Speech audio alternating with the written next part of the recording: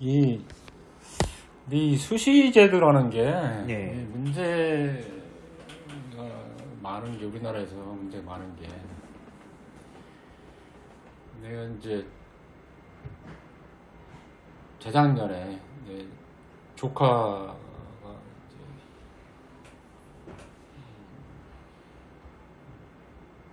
조카 친구가 미국 프린스턴 대학이라고 아마 아이비리그 중에 네, 들어봤습니다. 유명한 화학과를 나온 친구인데 그 친구를 재미교포지 그러니까 한국말은 전혀 못해 이 친구가. 근데 이제 조카하고 조카 친구 그 재미교포 프린스턴대 나온 친구하고 나하고 셋이 이제 같이 저녁을 먹으면서 이야기를 하게 됐는데 뭐 프린스턴대 하면은 뭐 아이비리그에서도 탑 리그니까 그래서 내가 이제 한번 궁금해서 한번 물어봤지. 너는 어떻게 해서 그 명문대를 이렇게 들어가게 됐냐 한번 물어봤어. 그랬더니 뭐 I don't know 그러는 거야. 잘 모르겠대 나는. I don't know why.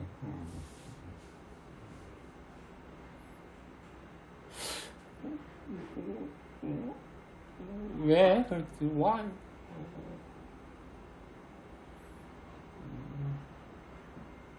그 친구가 워싱턴에 있는 공립고등학교를 다녔는데 그렇게 명문 고등학교도 아니고 그냥 일반 고등학교인데 소위 말해서 이제 프린스턴 대학의 입학 사정관이 학교를 방문을 직접 한다는 거지. 해서 이제 인터뷰를 뭐 한 짧게 30분 뭐 1시간 정도 그 학생에 대한 이제 뭐 자료들 그걸 뭐라고 그러지? 내신 뭐 학생부 기록 기록부라든지 뭐 이런 뭐 그 친구가 갖고 있는 여러 가지 스펙들 이런 것도 같이 보면서 직접 대화를 뭐 꽤 장시간 이야기를 하는 모양이더라고. 네. 하고 나서 얼마 안 있어서 입학 허가 통지서가 날라왔다는 거야. 자기도 자기가 왜 됐는지를 잘 모르겠대.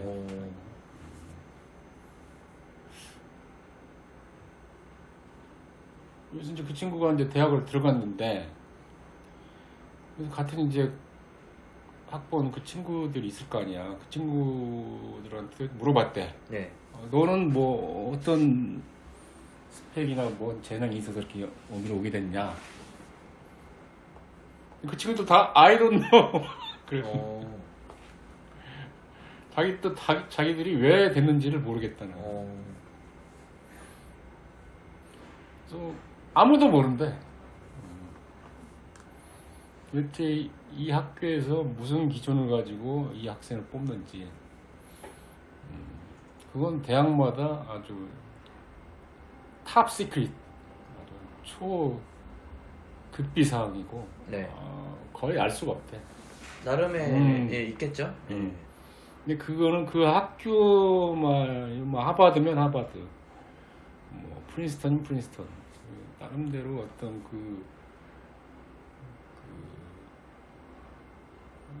뽑는 어떤 기준이 있는데 그걸 모른다는 거야. 다 틀리대 다.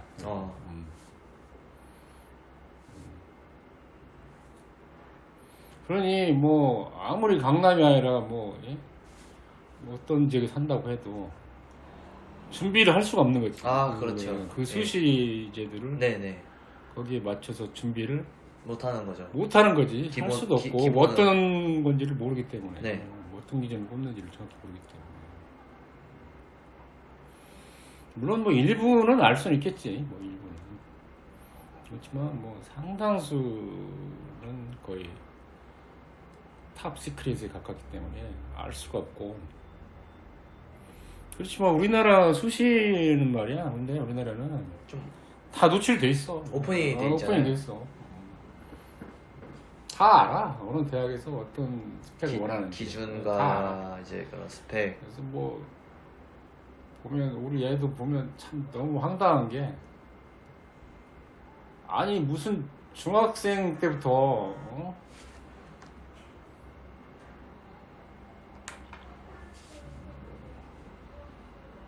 토플인가? 네, 토플, 뭐 토익, 토플. 탭스. 뭐 옛날에 이제 토플 내가 알기로는 미국 대학 입학 시험으로 알고 있거든. 그 기준 점수 어느 정도 기준 이상이 되면 미국에 있는 대학을 갈 수 있는 그 자격 시험으로 알고 있는데 아니 대학에서 그걸 원하는 거야. 아니면은 무슨 특목고나 이런 데서 그거를 원하는 거야. 그걸 토플을. 그래서 우리 애 같은 경우도 그 토플 시험을 준비를 해야 됐기 때문에 근데 이제 원래는 너무 아이러니한 게 뭐냐면 원래는 미국 유학을 가려고 하는 친구들이 보는 시험이 있는데 이 시험을 보기가 너무 힘든 거야. 웨이팅이. 왜냐 이 중고등학생들이 이 시험을 다 보기 때문에 그렇죠. 정작 미국 그 대학을 가려고 하는 친구들은 볼 수도 없고 그래서 뭐 지역마다 여기 서울에서도 보기도 하고 지역에서 보기 때문에 우리 애 같은 경우도 뭐 부산까지 가서 시험 보기도 한다든지 뭐 날짜가 안 맞으면 네네. 이런 황당한 이런 말도 안 되는 이런 제도적으로 스펙을 원하고 대학에서 네네. 뭐 그리고 잘 생각은 안 나지만은 뭐 예를 들면은 뭐 대학에서 들어야 되는 어떤 수업을 갖다가 뭐 미리 들어야 된다든지 예, 뭐 약간 이런 황당한 아주 정말 그걸 약간 소양으로 좀 원하는 그런 경우. 그다음에 뭐 조모씨 딸 있지 네네. 무슨 말도 안 되는 의학 논문을 고등학생 의학 논문을 쓴다든지 네네네. 이런 아니면 뭐 무슨 총장 추천서 뭐 총장 대학 총장상 이제 뭐 그런 이런 약간 기타 등등 그런 비리 우리가 일반적인 학생들이 도저히 딸 수 없는 그런 스펙들을 원하고 대학도 미친 거지 대학도. 네네. 근데 그것이 어느 정도 다 공개가 돼 있기 때문에 강남이나 목동에 있는 학원 선생님들은 그거를 빠삭하게 아주 다 알고 있고 약간 그 쪽집게처럼 다 준비를 다 시키고 예. 어렸을 때부터 아주 어렸을 때부터 준비를 시키는 거야. 아주 초등학교 이전부터. 그래서 소위 말해서 수시라는 게 거의 준비된 자들만의 몫이다는 거지. 출발 준비가 안 된 애들은 아예 뭐 좀 할 그런 수가 없는 거고. 예로부터 그런 사교육을 좀 부추겼죠 많이. 그러다 보니까 또 수시에서 또 내신 학생부 전형이라는 게 있어서 또 내신도 또 무시할 수가 없는 거고. 예. 그다음에 아까 말한 그런 스펙들을 갖춰야 되기 때문에 그런 스펙들을 따로 또 공부를 또 해야 되고. 그러니까 얘들이 거의 녹초가 되는 거지 녹초가. 맞습니다. 뭐 학교 수업을 따라가야 되지. 이런 스펙 준비하기 위해서 이런 공부 또 선행학습을 또 해야 된다든지.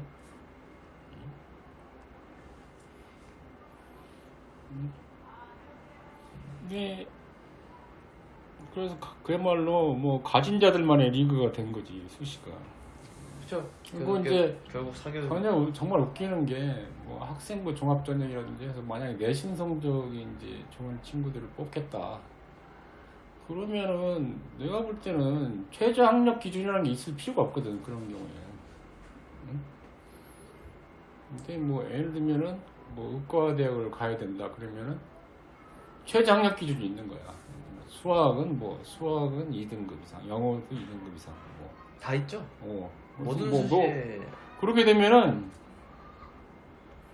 애들이 수시에서 입학을 하더라도 최저 학력 기준을 못 맞춰서 지방이나 비강남권 애들은 수능 점수가 좋을 수가 없기 때문에 그 최저 학력 기준을 못 맞춘단 말이죠.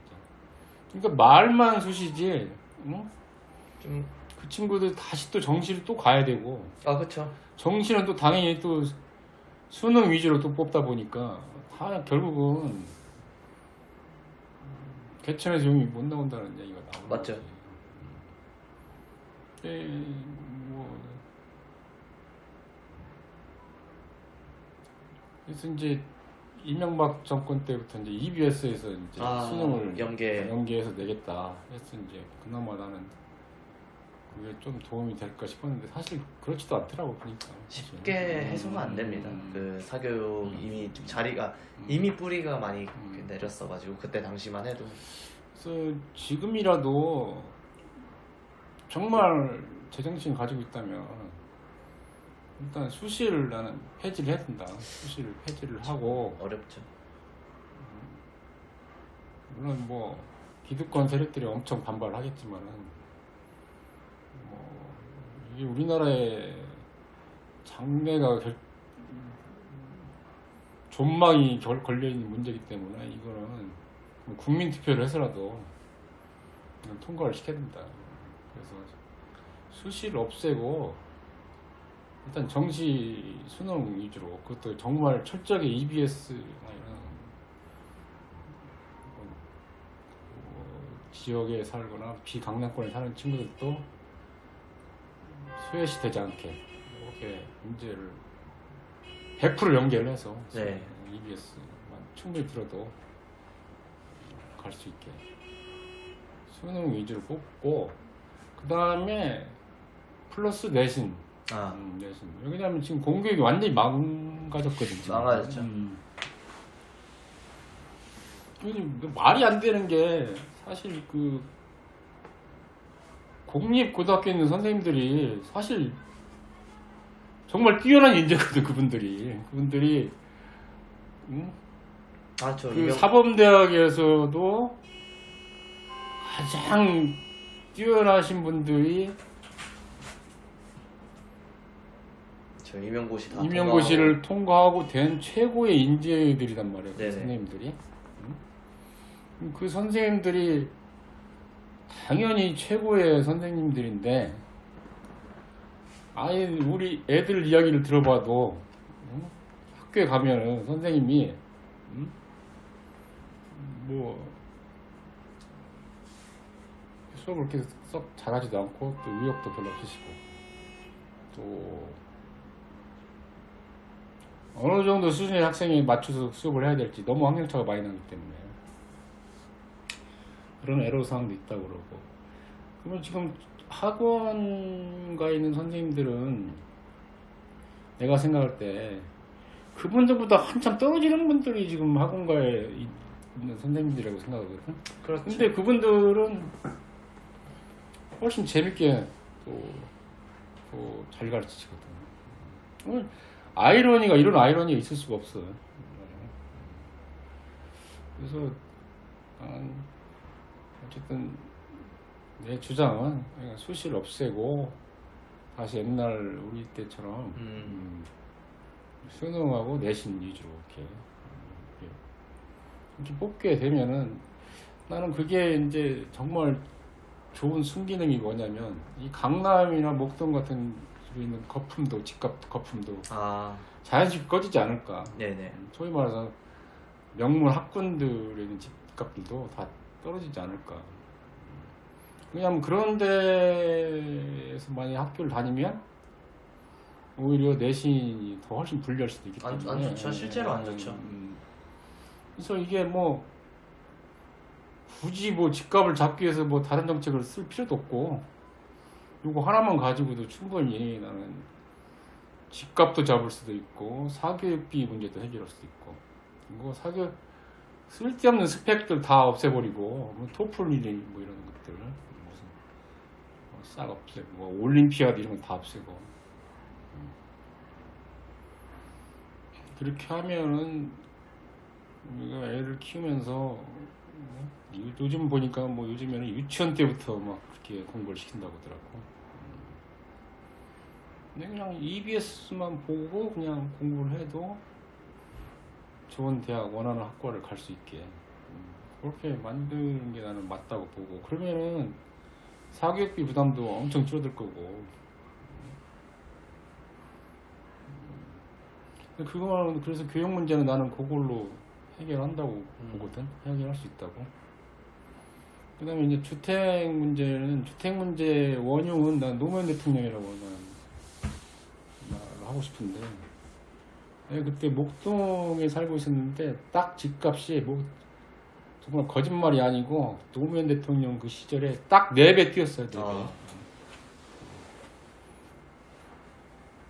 내가 34평대 집에 살았었는데 그때 한 3억, 4억 이 정도 됐었거든. 근데 노무현 대통령 집권한 5년 동안에 딱 4배 뛰어 12억, 14억 올랐어. 지금도 생생하게 기억하는 게 노무현 대통령이 발표를 청와대에서 집값을 잡겠다고 발표를 할 때마다 더 뛰는 거야. 계속. 발표하면 2배로 뛰어 또. 내 대통령직을 걸고 내가 이 집값을 잡겠다. 그렇게까지 이야기를 했어. 근데 안 됐잖아요. 내가 볼 때는 참 무능하다 정말.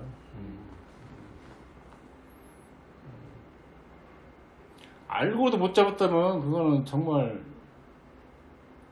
나쁜 인간이고, 모르고 그랬다면 그건 무능한 거고. 그렇죠. 그때 집값을 잡을 수 있는 방법은 너무 간단한 방법들이 있었거든. 뭐냐? 간단해. 금리만 올리면 되는 거야. 금리만. 그냥 금리라는 것은 결국 돈의 가치를 올린다는 건데, 물건의 가격, 부동산의 가치를 떨어뜨리고 돈의 가치를 올리는 건데, 금리를 올린다는 거는. 근데 이제 말도 안 되는 논리가 뭐냐면, 이게 경제에 악영향을 끼친다는 거지. 이 금리를 올리면. 금리를 올리면. 글쎄, 근데 그건 나는 말이 안 된다고 생각하거든. 그런 식으로 따진다면 지금 미국이 지금 요즘에 막 금리를 뭐 5.5%까지 올렸잖아. 막. 경제를 생각했으면 그렇게 올릴 수가 있어, 근데? 어렵죠. 응?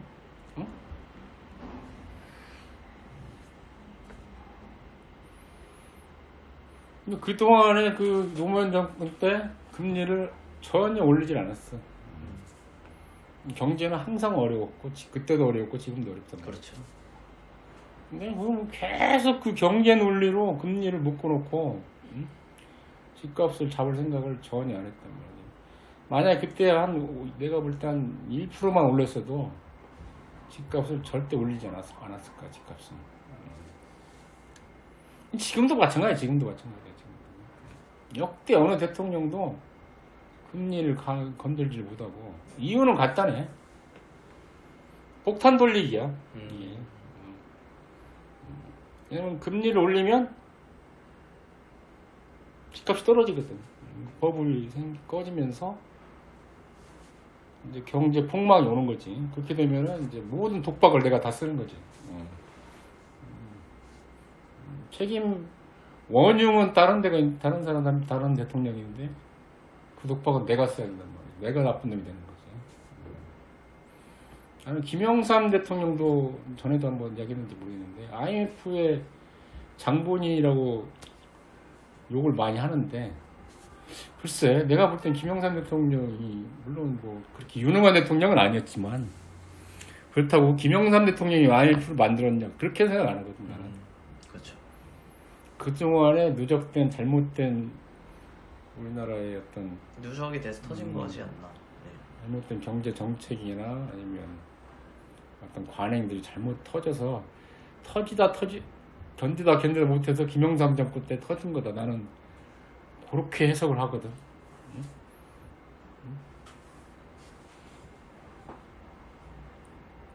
근데 이거는 이제 처음 원흉은 난 노무현 대통령이에요. 노무현 대통령이 그렇게 한 4배까지 이렇게 올려놨고, 그 다음부터 어떤 대통령도 이걸 어떻게 뭐 부동산을 어떻게 이걸 다룰 수가 없는 거지. 이거를. 그리고 거품이 꺼지면 경제는 폭망하고, 그러면 나는 뭐 대통령 인기는 땅에 떨어질 것이고, 자칫 잘못하면은 박근혜 대통령처럼 탄핵이 될 수도 있고, 소위 말해서 인기 없는 대통령이 되는 거죠. 그렇지만은 아무리 인기가 떨어지더라도 이 서민들한테는 상당히 지금 주거 안정이라는 게 가장 중요한 건데, 지금 소위 말해서 강남 목동에 있는 그 부자들을 살리기 위해서 금리를 못 올린다? 이거 정말 이건 말이 안 되는 거예요. 특히 지금 윤석열 정권 들어와서도 지금 내가 생각해도 말이 안 되는 게, 지금 미국하고 금리 차가 지금 역전이 됐거든. 지금 2% 이상. 나는 지금 이게 우리나라가 지금 버티고 있다는 게 너무 신기해. 지금 여기서 지금 버티고 있다는 게. 왜 근데 한국은행장은 금리를 못 올리냐? 뻔하지 뭐. 답은 나와 있잖아. 지금. 왜 부동산 올리면은 뭐 부동산 거품이 터질 거고, 그렇게 되면은 이제 우리나라 경제는 폭망할 거고. 그럼 이제 모든 독박을 다 쓰는 거지, 윤석열 대통령이 이제.